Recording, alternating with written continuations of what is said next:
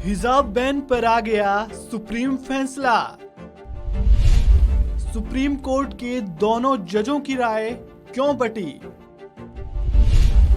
हिजाब बैन पर अब आगे क्या होगा? क्या हिजाब पर जारी रहेगा बैन?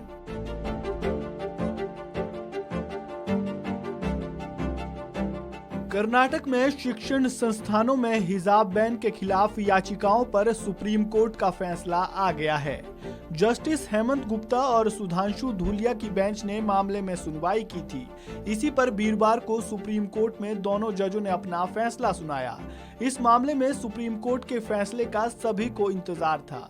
सुबह करीब 10:30 बजे जस्टिस हेमंत गुप्ता और सुधांशु धूलिया की बेंच ने मामले को लेकर अपना फैसला तो सुनाया, लेकिन इस पर अंतिम मुहर नहीं लग पाई।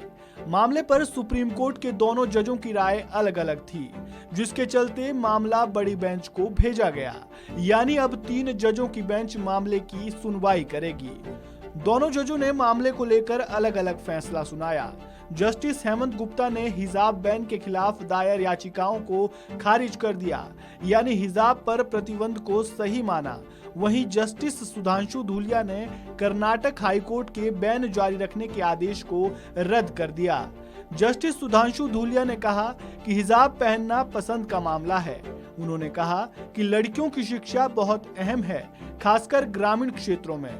मैं कर्नाटक हाईकोर्ट के आदेश को खारिज करते हुए सभी अपीलों को अनुमति दी जाए। दोनों जजों की राय अलग होने के कारण अब इस मामले को बड़ी बेंच में भेजा गया है।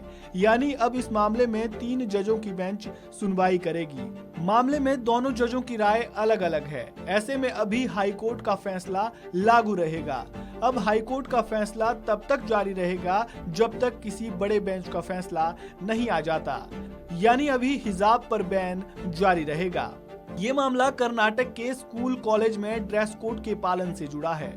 15 मार्च को दिए फैसले में हाईकोर्ट ने ड्रेस कोड के पालन के आदेश को सही ठहराया था। ये भी कहा था कि हिजाब इस्लाम का अनिवार्य हिस्सा नहीं है। हाईकोर्ट के इस फैसले के खिलाफ सुप्रीम कोर्ट में 24 याचिकाएं दाखिल की गई। मामले की 10 दिन चली सुनवाई के दौरान हिजाब समर्थकों की दलील मुख्य रूप से धार्मिक स्वतंत्रता और व्यक्तिगत पसंद पर केंद्रित रही। वहीं राज्य सरकार ने स्कूल कॉलेज में अनुशासन के बिंदु पर जोर दिया।